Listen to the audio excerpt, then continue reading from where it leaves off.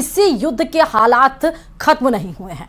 इससे पहले कि बेन्यामिन नेतन्याहू कोई बड़ा फैसला ले, वो 3 बहुत ही गंभीर क्राइसिस से घिर चुके हैं। अब इजराइल की सेना को डर है कि कहीं इस हालात का फायदा ईरान ना उठा ले। देखिए रिपोर्ट।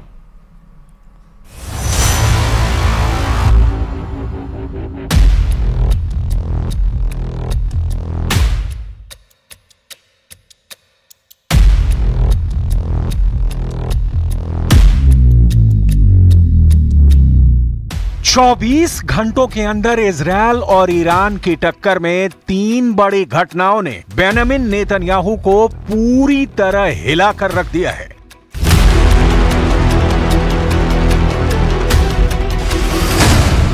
नेतन्याहू को शॉक नंबर 1। अमेरिका ने इजरायली सेना की एक स्पेशल यूनिट पर प्रतिबंध लगाने की तैयारी कर ली है। नेतन्याहू को शॉक नंबर 2। इजरायल की मिलिट्री इंटेलिजेंस के चीफ ने पद से इस्तीफा दे दिया है।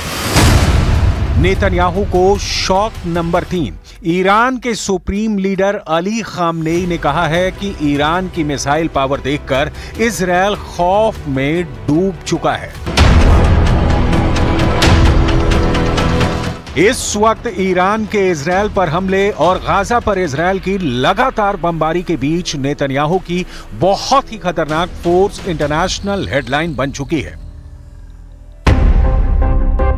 पश्चिमी मीडिया देखिए, उनके अखबार देखिए, इजरायल की नेत्जा यहूदा बटालियन पर बाइडन प्रतिबंध लगाने जा रहे हैं। इस बटालियन पर आरोप है कि उसने फिलिस्तीनियों पर खूब जुल्म ढाए हैं। देखा जाए तो अमेरिका से आ रही ये खबरें बता रही हैं कि बहुत बड़े विवाद में घिर चुकी है इजरायल की नेत्जा यहूदा बटालियन। इस बटालियन पर वेस्ट बैंक में मानवाधिकार उल्लंघन का इल्जाम है। 1999 में बनाई गई बटालियन में सिर्फ पुरुष सैनिक हैं और वो भी अति रूढ़िवादी पुरुषों को इसमें लिया जाता है। नेत्जा यहूदा बटालियन पर लगे इल्जाम 7 अक्टूबर 2023 से पहले के हैं, लेकिन वेस्ट बैंक का दूसरा सच यह है कि 7 अक्टूबर के बाद से वहां 460 से ज्यादा लोगों की इजरायल की सैन्य कार्रवाई में मौत हो चुकी है।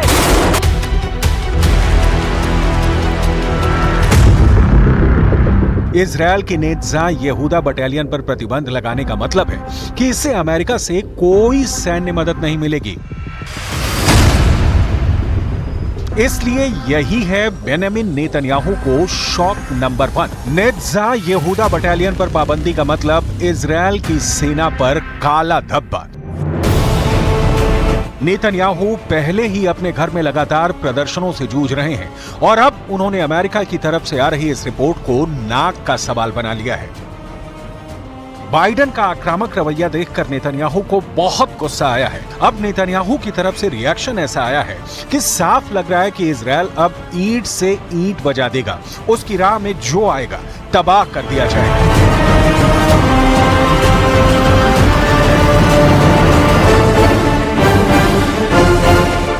אני אגן בחירוף נפש על צה"ל, על הצבא שלנו ועל הלוחמים שלנו. אם מישהו חושב שהוא יוכל להטיל סנקציות על יחידה בצה"ל, अब देखिए, बेन्यामिन नेतन्याहू को शॉक नंबर 2। इजरायली सेना के इंटेलिजेंस चीफ एहरॉन हलीवा ने इस्तीफा दे दिया है। 7 अक्टूबर 2023 को हमास ने इजरायल पर हमला किया। पूरी दुनिया ने इजरायली टैंकों को जलते हुए देखा। 1000 से ज्यादा इजरायली नागरिकों और सैनिकों की मौत हुई। इसी के बाद से इजरायल में अंदरूनी कोहराम मचा था। इस हमले के बाद इजरायली मिलिट्री इंटेलिजेंस के प्रमुख मेजर जनरल एहरॉन हलीवा बहुत दबाव में थे और अब उन्होंने अपने ओहदे को छोड़ने का फैसला किया। ये ऐसा वक्त है जब नेतन्याहू के सामने बहुत से फ्रंट खुले हुए हैं और उनके कमांडर भी बहुत ज्यादा प्रेशर में हैं। गाजा पर रोजाना नॉन स्टॉप बमबारी के बावजूद इजरायल अब तक हमास को खत्म कर पाने में नाकाम साबित हुआ है। गाजा में 34,000 से ज्यादा लोगों की जान जा चुकी है, लेकिन नेतन्याहू अब भी खाली हाथ है। 2024 में अप्रैल का महीना इजरायल के लिए ही नहीं, इजरायल के प्राइम मिनिस्टर बेन्यामिन नेतन्याहू के लिए भी बहुत बड़ा शॉक लेकर आया है। अमेरिका इजरायल की मदद करने की बजाय उसकी सेना पर पाबंदी लगा रहा है। इजरायल की पब्लिक नेतन्याहू के खिलाफ सड़कों पर उतर चुकी है और इन सबके बीच ईरान से बड़े युद्ध का खतरा अब तक टला नहीं है।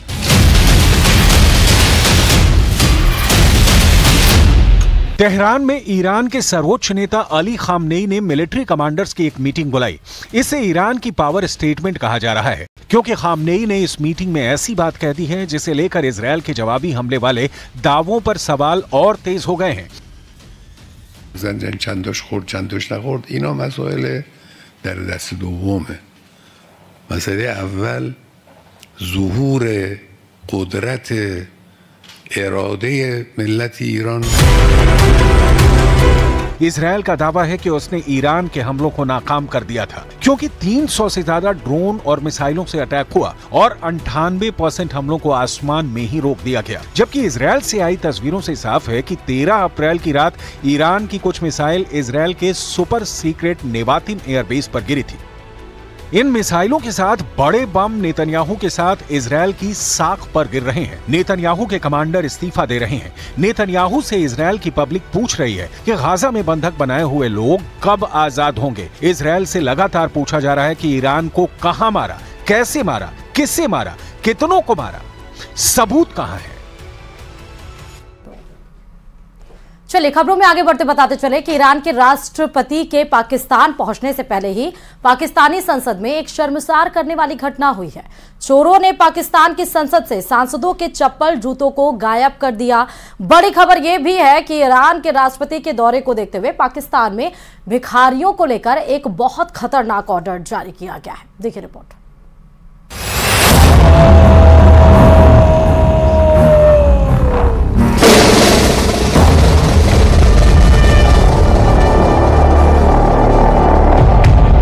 ईरान के राष्ट्रपति इब्राहिम रईसी के पाकिस्तान दौरे के ठीक पहले पाकिस्तानी संसद परिसर में स्थित मस्जिद से 20 जोड़ी जूते चप्पलों पर डकैती पड़ गई। ये डकैती दिन दहाड़े हुई, सुरक्षा कर्मियों की मौजूदगी में हुई, लेकिन इसे देख कोई नहीं पाया और जब खबर मीडिया के सामने आई तो सुरक्षा कर्मियों को कुछ सूझ नहीं रहा था कि वो जवाब क्या दें, इसलिए वो अपना सिर खुजलाने लगे। पार्लियामेंट हाउस की मस्जिद से नमाज जुमा के बाद 1 दर्जन अफराद की जूतियां चोरी कर दी गई हैं। पार्लियामेंट हाउस की मस्जिद से नमाजियों के जूते चोरी करने वाला कौन था? स्पीकर कौमी असम्बली सरदार अयाज सादिक ने तहकीकात का हुक्म दे दिया। मतलब अगर आप पाकिस्तान में हैं तो खुद की जान सहित अपने सामान की भी सुरक्षा की जिम्मेदारी सिर्फ और सिर्फ आप ही की है।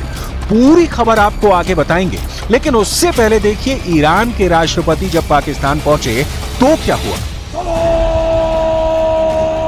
इब्राहिम रईसी के पाकिस्तान दौरे की तारीख जैसे ही फिक्स हुई, शाहबाज और मुनीर की मानो बाँछें खिल गईं। उन्हें खुद पर यकीन नहीं हो रहा था कि विदेशी मुल्क का इतना बड़ा मेहमान उनके खस्ता हाल मुल्क का दौरा भी कर सकता है। लेकिन खबर सच थी, इसलिए तुरंत ही शाहबाज शरीफ ने अपना पुराना कटोरा निकाला, उसकी साफ सफाई की और शाहबाज ने कटोरा हाथ में उठा लिया। यानी शाहबाज ने ईरानी राष्ट्रपति के पाकिस्तान पहुंचने से पहले ही भीख लेने की पूरी तैयारी कर ली। तो जनाब, शाहबाज और मुनीर ने कटोरा लेकर भीख मांगने की पूरी रिहर्सल कर ली थी। वैसे पुरानी कहावत भी है कि भीख मांगने के लिए भी वेश धारण करना पड़ता है। सो पाकिस्तान ने वही किया। ईरानी राष्ट्रपति का जहाज जैसे ही पाकिस्तान में लैंड हुआ, उनका ग्रैंड वेलकम हुआ। एयरपोर्ट पर रेड कारपेट वेलकम दिया गया। बात सिर्फ यहीं खत्म नहीं होती। पाक मीडिया की खबरों के मुताबिक इब्राहिम रईसी के वेलकम में पाकिस्तान इस कदर बिछ गया कि उनका कराची दौरे का कार्यक्रम बना तो पूरे कराची शहर को ही बंद कर दिया गया। शहबाज की सरकार और मुनीर की आर्मी ने इसकी कोई वजह नहीं बताई, लेकिन मीडिया के सूत्र बताते हैं कि यह फैसला कराची के भिखारियों की वजह से लिया गया, ताकि इब्राहिम के सामने मुल्क की साफ सुथरी इमेज को पेश किया जा सके। एक आंकड़े के मुताबिक पाकिस्तान में भीख मांगना कोई शर्म की बात नहीं रही, बल्कि बाकायदा ये अब एक प्रोफेशन बन गया है। खैर, इसकी बात आगे करेंगे। अभी बात ईरान की। अब आप ये जान लीजिए कि पाकिस्तान के भीख मांगने वाले कटोरे को ईरान ने कितना भरा है।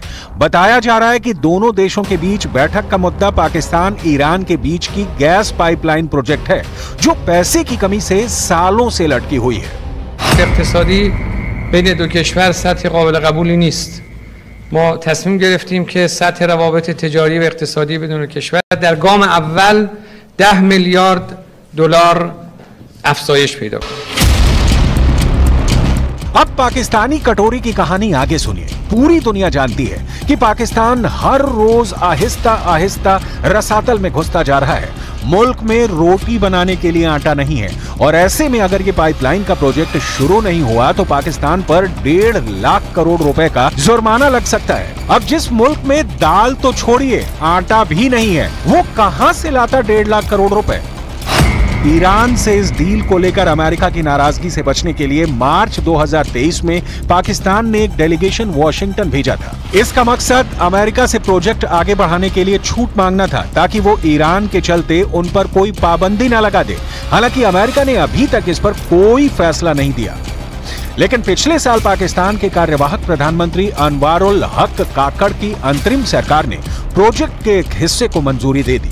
इसी वजह से पाकिस्तान 80 किलोमीटर लंबी गैस पाइपलाइन बिछाना चाहता है, लेकिन अमेरिका के दबावों की वजह से उसे लगातार झुकना पड़ रहा है।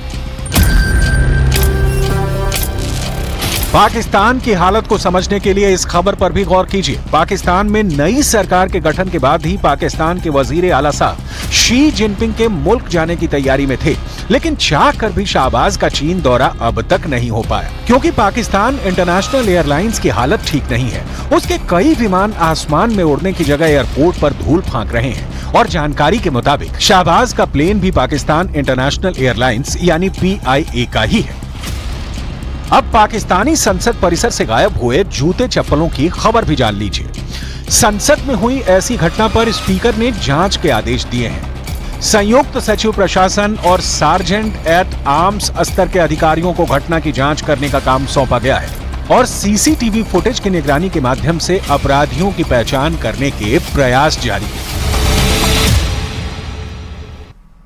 चलिए चीन से आपको खबर बता दें, जहां के लिए ये बुरी खबर है, क्योंकि पाकिस्तान की तरह चीन में भी अर्थव्यवस्था पूरी तरह से हिल चुकी है।